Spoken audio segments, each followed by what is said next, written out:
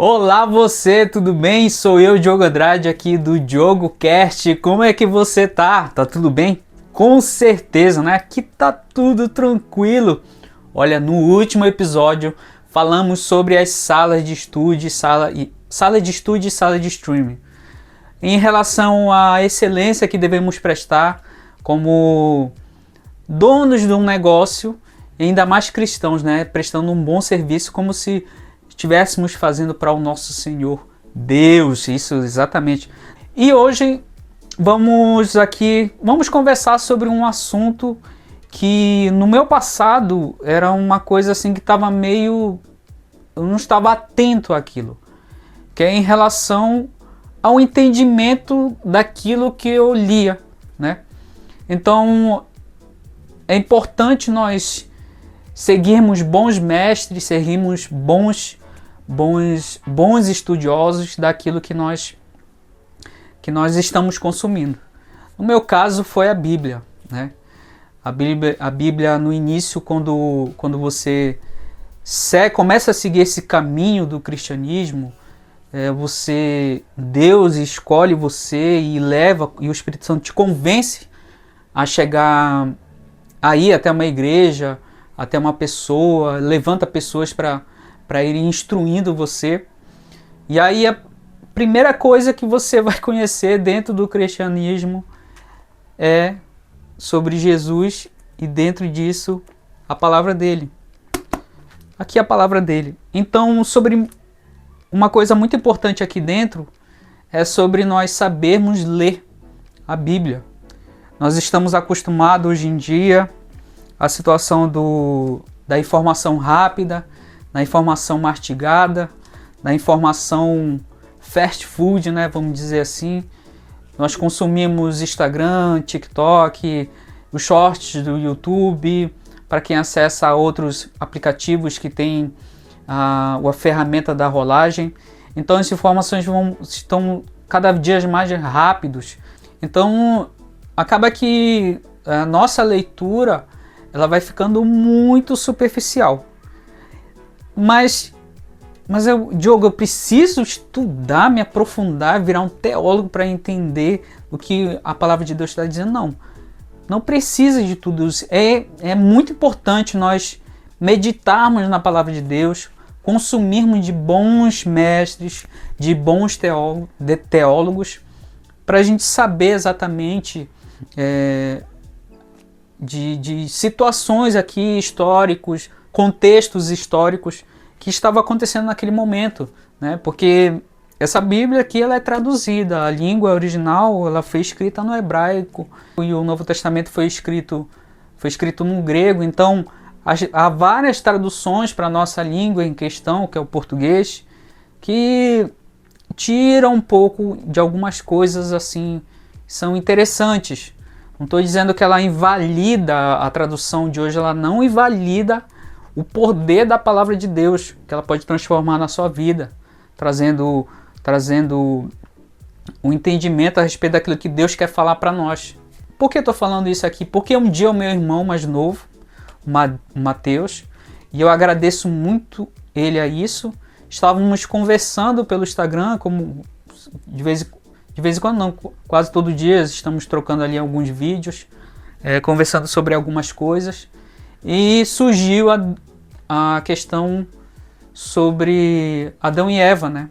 Tínhamos conversado nisso lá em Campo Grande, quando nos reunimos para o aniversário da nossa mãe, mas no Instagram nós voltamos com esse assunto, né? Que é a situação de que muitas pessoas cria-se muitas situações em relação a Adão e Eva, no momento que Eva comeu do fruto proibido e deu a Adão, né? Acontece que muitas pessoas criam histórias em cima disso, tentam achar brechas que não existem. O que acontece? Só com uma leitura, entendendo ali o contexto, você vai conseguir entender. Por exemplo, as pessoas dizem que a serpente estava ali conversando com Eva, e Eva rebateu ali, falando que Deus tinha dito para ela que não era para comer do fruto, Satanás volta, a Satanás faz outra pergunta, trabalhando em cima, tentando mudar a crença daquilo que Eva aprendeu do próprio Deus e convence a Eva de comer do fruto proibido. Eva come esse fruto proibido e aí, comendo, ela dá esse fruto para Adão. Só que nesse dar esse fruto para Adão, muitas pessoas dizem que Adão não estava com ela, querendo eximir a culpa de Adão. Mas só que, lendo aqui no português, você entende de que Adão estava ali com Eva durante toda a conversa, né? Não existe espaço para outra questão dentro disso. Porque se formos ver lá em Gênesis 3, no versículo 6, está dizendo bem assim: vendo a mulher, isso de Gênesis, vendo a mulher que a árvore era boa para se comer, agradável aos olhos e árvore desejável para dar entendimento, né? Tomou-lhe do fruto e comeu, e deu também ao seu marido, e ele comeu. Tá? Aqui, o que dá para se entender? A pessoa vai dizer assim, porque desde o início do versículo 3, a conversa está só ali entre a serpente e Eva. E a pessoa vê a figura de Adão no final desse trecho aqui, vê que ele aparece aqui ele vai aparecer nessa conversa, ele vai aparecer aqui no final, depois que Eva comeu, ele vai aparecer só aqui no final e dá essa impressão de que Adão não estava lá. Mas Adão estava, porque aqui Eva comeu e deu também ao seu marido. Não está dizendo assim que Eva comeu e depois foi encontrar com Adão e dar de comer o fruto. Ou então Adão não estava no momento e Eva foi até ele. Tem casos de pessoas dizendo assim, de que a serpente estava em forma de serpente conversando com Eva. E aí, depois que Eva comeu do fruto, a serpente saiu de lá e foi com Adão. Só que aí a serpente se transformou em Eva para dar o fruto para Adão. E então você para pensar assim, o quão absurdo é isso. Onde que está escrito aqui, primeiramente, sobre isso? Onde está a abertura para isso aqui nessa palavra? Porque eu vou colocar só um trecho de uma entrevista do mestre e doutor Ayrton Williams sobre esse trecho aqui, que ele está falando como que é o verdadeiro entendimento. Escute aí rapidinho. Olha agora o que é que acontece no versículo 6. Tendo mexido na crença, tendo provocado um novo desejo, agora o versículo 6 diz assim: vendo a mulher que a árvore era boa para se comer, agradável aos olhos e árvore desejável para dar entendimento, tomou-lhe do fruto e comeu. E, vou corrigir aqui a tradução, esticando o braço ao marido, porque é isso que nós temos em hebraico, não é e deu também ao marido, o que mostra que Adão estava do lado. Consentindo, né? Ele consentiu com a queda da mulher dele, é por isso que ele é triplamente amaldiçoado no capítulo 3. Ele recebe uma carga de maldição 3 vezes mais que Eva. No programa de biblista, né, o pastor Anderson está aqui com a gente, é aluno lá do programa, eu mostrei para eles lá, Deus usa 16 palavras para amaldiçoar Eva. 48, exatamente 3 vezes mais para amaldiçoar Adão. Bem, você viu aí que o doutor e mestre Ayrton Williams falou a respeito de que o que aconteceu foi que no hebraico está dizendo que a expressão é que a Eva estendeu a mão até Adão. Ou seja, Adão estava ali, desde o início, ouvindo toda a conversa que Eva estava tendo com a serpente, podendo intervir desde o início, sabendo que a serpente estava falando coisas contrárias ao que Deus estava dizendo, mas acabou que não só Eva a serpente estava convencendo, como também Adão, naquela conversa, mudando, colocando dúvidas na crença do que Deus tinha falado para eles, e após isso colocando distorcendo a crença anterior, colocando uma nova crença na cabeça deles lá. Nisso que eu quero dizer é de que por muito tempo eu acreditava que Eva estava sozinho nessa situação toda lá, e Adão estava lá, sei lá, capinando, fazendo alguma coisa dentro do Jardim no Éden, né? E Eva foi lá, estava lá, tipo, fez a besteira e veio de lá, e Adão, sem saber de nada, e comeu o fruto lá distraído, né? Mas não aconteceu isso, não. Não iria acontecer isso, entendeu? Adão estava ali todo o tempo ouvindo a conversa. Nesse mesmo vídeo em que o pastor Williams está contando sobre esse trecho, ele diz que lá a contagem dá de que Adão foi amaldiçoado algumas vezes mais do que a própria mulher por causa desse erro, porque ele estava lá, ele não assumiu esse papel dele de sacerdote ali, de estar cuidando, porque Deus falou para ele cuidar dali dos lugares ali, tudo mais, para ele, para Eva, e ele estava ali, era para ele ter intervido nisso, mas não interveio, e aconteceu isso. Bem, olha só toda a abertura que dá para a pessoa inventar a história e o que é realmente. Porque muitas vezes nós fazemos uma leitura muito superficial do que a Bíblia está ali escrito. Só de você ler, você consegue ter, o Espírito Santo vai te dar a clareza, o entendimento sobre aquilo que está sendo falado ali e o que está sendo escrito aqui, porque é a própria palavra de Deus, né? E o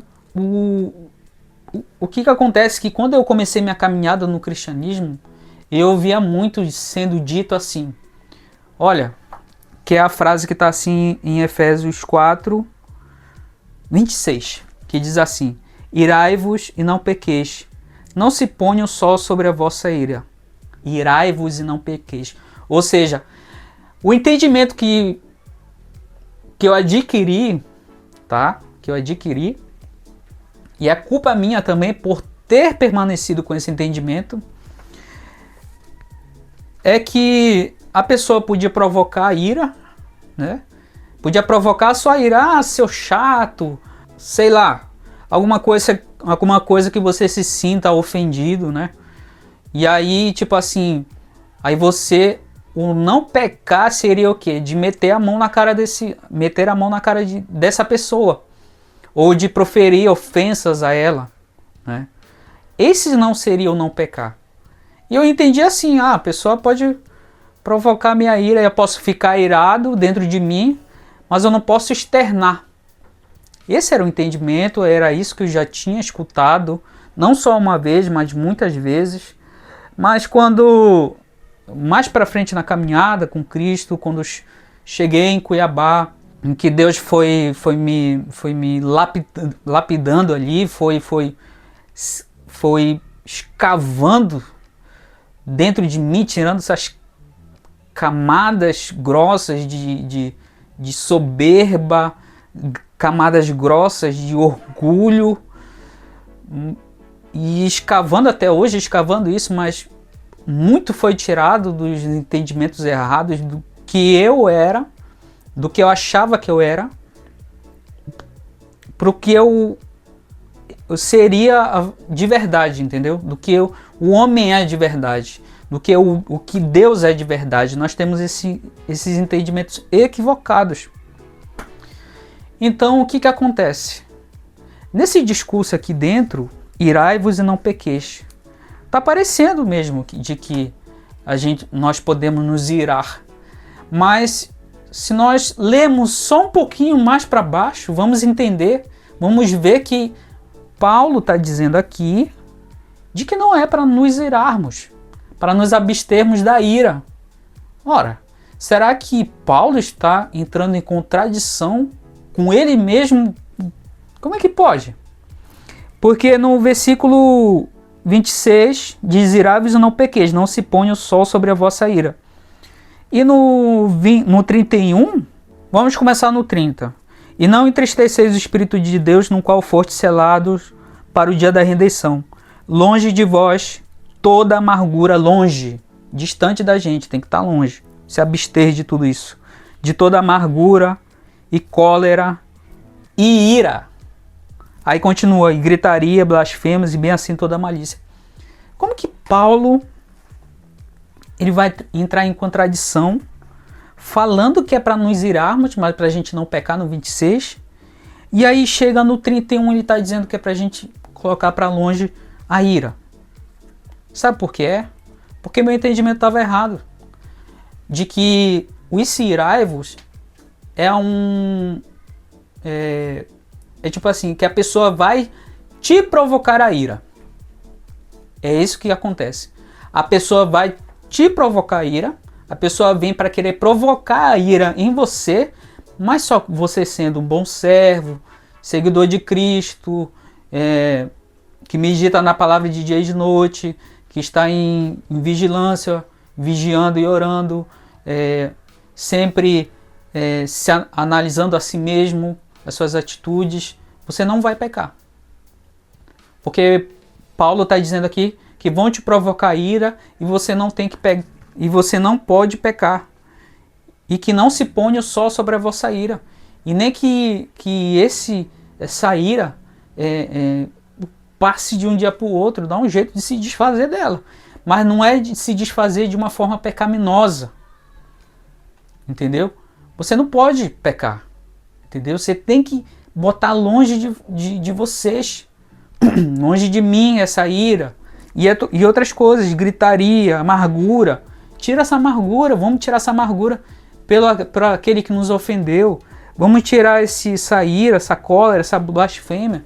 Lá em Mateus, Jesus fala sobre a ira, de que aquele que tem ira já é réu. Porque Jesus diz lá no 5:22: eu, porém, vos digo que todo aquele que se irá contra o seu irmão estará sujeito a julgamento. Ou seja, aquele que... Porque qual é o resultado da ira? O resultado da ira é que eu quero que aquela pessoa morra. É isso. Eu quero que aquela pessoa suma da face da terra. Ah, eu tô irado com ele, mas é raivinha. Eu só quero o bem dele. Não. Veja o exemplo de Caim e Abel, que aconteceu lá. Um matou o outro porque estava irado. Em Gênesis 4, trouxe Caim do fruto da terra uma oferta ao Senhor. Abel, por sua vez, trouxe das primícias do seu rebanho e da gordura deste. Agradou-se o Senhor de Abel e da sua oferta, ao passo de que Caim de sua oferta não se agradou. Irou-se, pois, sobremaneira Caim e descaiu-lhe o semblante. Gente, vou falar para você, o que tem de benefício a gente irar? O que tem de benefício que a gente irar por esta pessoa que nos ofendeu, ou de que, como aconteceu aqui que Caim, Deus não se agradou da oferta de Caim, mas sim de Abel. E Caim se irou contra Abel, porque Deus se agradou da oferta de Abel. E descaiu-lhe semblante. Deus falou para ele: olha, o pecado está batendo na tua porta, acabei de te dominá-lo. Nós temos que dominar isso, botar de longe essa ira. Porque a ira que lá em Efésios fala, só repetindo aqui, não é ira de que a gente pode se irar. É ira de que estão provocando a nossa ira e a gente não pode pecar. Entendeu? Porque o resultado final da ira, qual é o resultado da ira? Por isso que Jesus fala que a gente está lá como réu em julgamento. Porque a gente quer matar a pessoa. Entendeu? E aconteceu aqui com Caim e Abel. Caim deu cabo da vida de Abel. Porque esse é o resultado da ira que nós sentimos pelo nosso irmão. Pela pessoa, pelo nosso próximo, nosso semelhante. Então, o que eu digo para você? Nós precisamos ter calma quando formos ler a Bíblia, tá? Ter calma quando a gente for analisar a palavra. Se você tiver dúvida, busque bons mestres.